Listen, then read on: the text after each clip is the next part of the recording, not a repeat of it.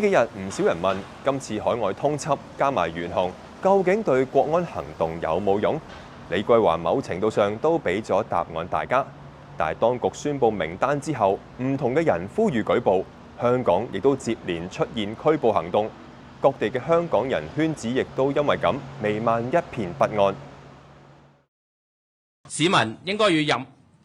與任何違反香港國安法嘅犯罪分子同埋團體劃清界線。星期一嘅記者會，除咗公布全球通緝8個人，警方亦都特別花篇幅話會調查喺香港有冇人同被通緝嘅人有聯繫，包括從事協助、教唆或者以資金資助佢哋。細緻到連喺香港嘅網民捐錢 share post， 警方都有提到。點解要去眾籌？點解要去整一啲咁嘅貼文出嚟呢？不外乎我估都係有2個原因啦。想要錢啦，第二呢，就爭取自己嘅政治籌碼啦。如果大家去轉載，大家俾錢落去嘅話呢，其實係有一個一定嘅風險。之後鄧炳強亦主動咁講，要係截斷佢哋嘅資金鏈，明知呢啲人係危害國家安全，而喺度網上做眾籌，而仲繼續揾佢籌款嘅話呢，亦都有可能呢係違法嘅。星期三開始，警方隨即展開行動。包括拘捕4個人，被指涉嫌透過網購平台支援8個海外逃犯。被捕人士包括前香港眾志主席林朗彥，之後又喺機場拉多一個準備去台灣嘅人。綜合香港傳媒報道，被捕嘅5個人都曾經係香港眾志成員。香港眾志早喺3年前港區國安法實施當日宣布即時解散。不同嘅傳媒引述消息點名話，佢哋係賺取資金支援前眾志創黨主席羅冠聰危害國安，而呢5個人被指經營嘅係集合黃店資訊同優惠嘅平台懲罰咪。懲罰咪喺2021年推出，當年黃色經濟圈舉辦9日嘅5·1懲罰制，希望帶動疫情下嘅消費。呢個 app 當時喺下載排名榜排第1。文匯報引述警方調查報導，話懲罰咪背後係一間由離岸公司2021年底設立嘅公司擁有，指出公司由董事到經營班底都係前眾志成員，話平台幫黃店招客同推銷產品，會喺黃店賣出嘅產品入面抽佣。報導又質疑平台嘅資金來源，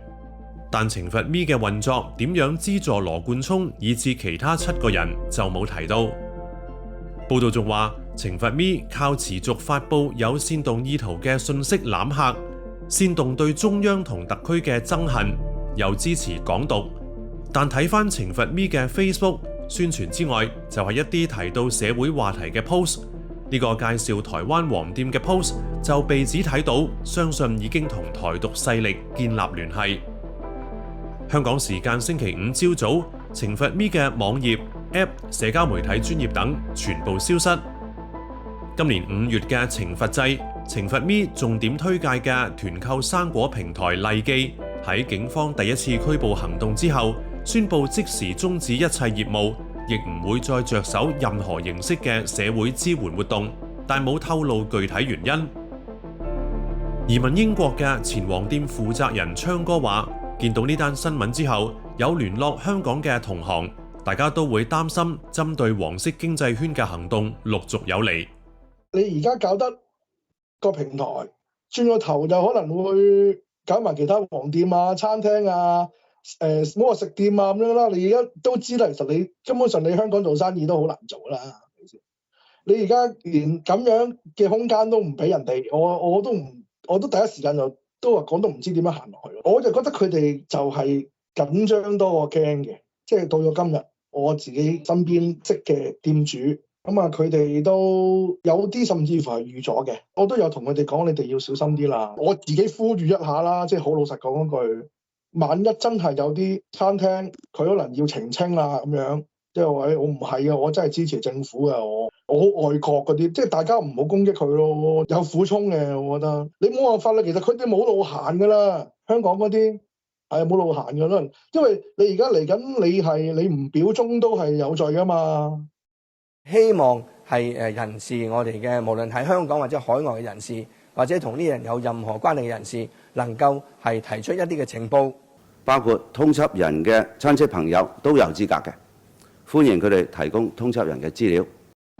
有移民到澳洲嘅香港人話，當地華人圈子雖然政治立場分明，親中派以至激進嘅小粉紅都有，但由於澳洲政府對今次通緝懸紅表達咗清晰明確嘅態度，唔會太擔心有人以舉報同黨名義篤灰，但同樣有唔少人猶豫，仲應唔應該返香港？就覺得嬲啦，即係覺得有冇搞錯啊？喺澳洲被通緝嘅兩位，即係任建峰同埋前立法會議員許智峰啦，佢哋喺澳洲所講嘅嘢，其實完全係行使緊喺澳洲賦予俾佢哋嘅人權同埋自由嘅。你而家咁樣去通緝啦，又話懸紅啦，又話100萬啊，係咪鼓勵海外香港人、華人去篤灰啊？或者直頭去到當地住喺澳洲呢一度唔同嘅州份嘅香港嘅辦事處，又走去篤灰？不論香港人也好，喺呢度嘅澳洲人也好，都覺得澳洲係一個自由嘅地方，我哋嘅人權係受到保障，唔係咁容易話有人要嚟通緝就可以搭底頭艇啊，又或者可以出現咗銅鑼灣書店嘅翻版。而家呢一個紅線都好似係一個 moving target 嚟嘅喎，即係你真係捉佢唔到喎。咁如果你話我翻去，咁我安唔安全呢？令到香港人突然之間真係豎起咗個觸覺，就係話：咦，咁我個 Facebook 係咪要靜啲呢？我個 Instagram 係咪要收啲呢？我係咪要諗清楚應唔應該返香港呢？又或者會唔會可能慳多幾年睇定啲先返呢？我個人嘅感覺係喺呢個位置其實有啲悲涼。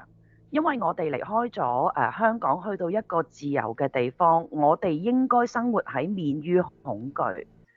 但係好多人喺香港都仲有佢哋自己嘅家人，咁所以喺呢一啲位置，佢未能完全免於恐懼。咁呢一個我覺得係離散咗嘅港人或者離開咗嘅港人一個矛盾咯。